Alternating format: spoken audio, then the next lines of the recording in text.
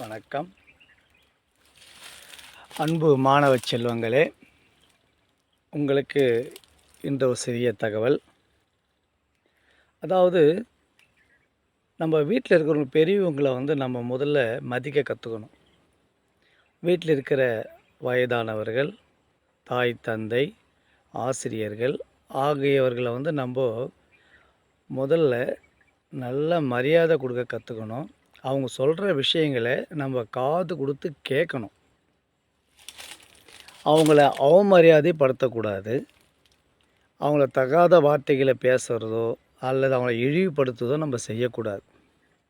ஏன்னா நம்ம இன்றைக்கு என்ன செய்கிறோமோ அதே தான் நமக்கு திருப்பி நமக்கே வரக்கூடிய வாய்ப்புகள் கடவுள் கொடுத்துருவார். ஒரு கிராமத்தில் ஒரு வீட்டில் ஒரு வயசான பெரியவர் இருந்தார். அவருக்கு பார்த்திங்கன்னா அவங்க பசங்க 2 பேரும், அதாவது ஹஸ்பண்ட் ஒய்ஃப் 2 பேரும் அவருக்கு சரியாக உணவு கொடுக்கறதில்ல. இவங்க நல்லா பிரியாணி சாப்பிடுவாங்க. பட்டு அந்த தாத்தாவுக்கு பழைய சோறு அப்படி போட்டுட்டு இருந்தாங்க. அவங்களுக்கு தனியாக ஒரு தட்டு வச்சுருந்தாங்க. அதாவது மண்ணால் செய்யப்பட்ட தட்டு. தமிழ் சாணிகை அப்படின்னு சொல்லுவாங்க. அதில் தான் அவங்க சாப்பாடு போடுவாங்க. அப்புறம் அதை தனியாக எடுத்து வச்சுருவாங்க. இவங்க சாப்பிட்ற தட்டில் கூட அவங்களுக்கு சாப்பாடு போட மாட்டாங்க. அதே போல் ஏதாவது குடிக்கிற தண்ணி எதாக இருந்தாலும் அவங்களுக்கு தனியாக ஒரு டம்ளர் வச்சுட்டு இருந்தாங்க.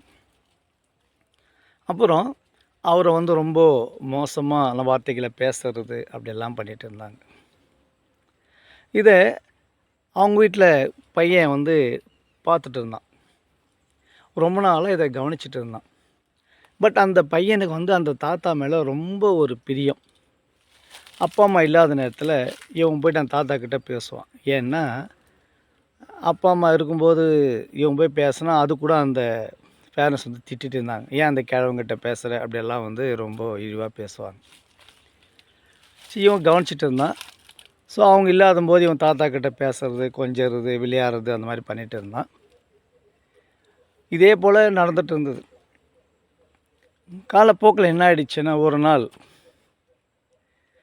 வீட்டில் அந்த தாத்தாவுக்கு சாப்பாடு போடுறதுக்கு தட்டு எடுக்கிறாங்க.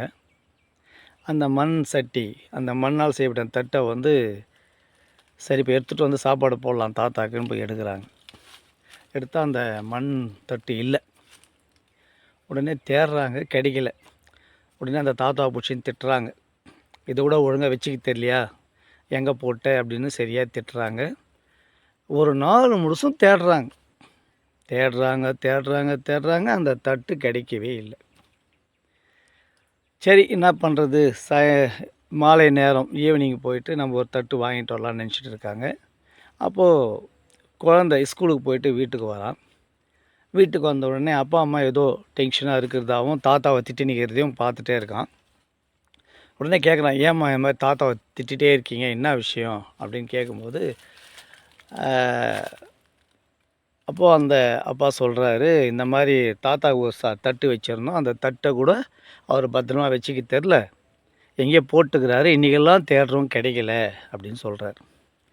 அப்போ அந்த பையன் சொல்கிறான், இல்லைப்பா தாத்தா ஒழிச்சு வைக்கல, அந்த தட்டை நான் தான் பத்திரமா எடுத்து வச்சுருக்கேன் அப்படின்னு சொல்கிறான். அப்படியா, நீ ஏன்டா எடுத்து வச்ச அப்படின்னு கேட்குறாரு. அப்போ அந்த பையன் சொன்னான், அப்பா அது மண்ணில் செய்யப்பட்ட தட்டு. இப்போது தாத்தாவை நீங்கள் போட்டுட்ருக்கீங்க, தப்பு தறி உடஞ்சி போச்சுன்னா அதை என்ன பண்ண முடியாது. நாளைக்கு உங்களுக்கு வயசாகிடுச்சுன்னா நான் அந்த தட்டில் உங்களுக்கு சாப்பாடு போடணும்ல, இப்போ உடஞ்சிட்டா என்ன பண்ணுறது, அதுக்காக தான்ப்பா அந்த தட்டை நான் பத்திரமா எடுத்து வச்சுருக்கேன் அப்படின்னு சொல்கிறான். உடனே அந்த 2 பேருக்கும் தூக்கி வாரி போட்டுச்சு. அப்போ தான் யோசனை பண்ணுறாங்க, ஐயோ நம்ம தப்பு பண்ணிட்டோமே அப்படின்ட்டு. நமக்கு என்ன தெரியுது அப்படின்னா, நம்ம வீட்டில் இருக்கிற பெரியவங்களாகட்டும், வயதானவர்கள், ஊரில் இருக்கிற வயதானவர்களாகட்டும், அல்லது ஆசிரியர் பெருமக்கள், உங்களுடைய வயதில் மூத்தவர்கள் எல்லாருக்கும் நம்ம என்ன பண்ணணும்னா மரியாதை கொடுக்கணும். அவங்க சொல்கிற பேச்சை கேட்கணும். நல்ல விஷயங்களை காது கொடுத்து கேட்கணும். அதே நேரத்தில் இழிவுபடுத்தக்கூடிய சொற்களையோ அவர்களை அசிங்கப்படுத்தக்கூடிய சொற்களை நம்ம என்றைக்குமே பேசக்கூடாது. இது உங்கள் வாழ்க்கையில் கடைப்பிடிக்கணுன்று கேட்டுக்கொள்கிறேன். நன்றி, வணக்கம்.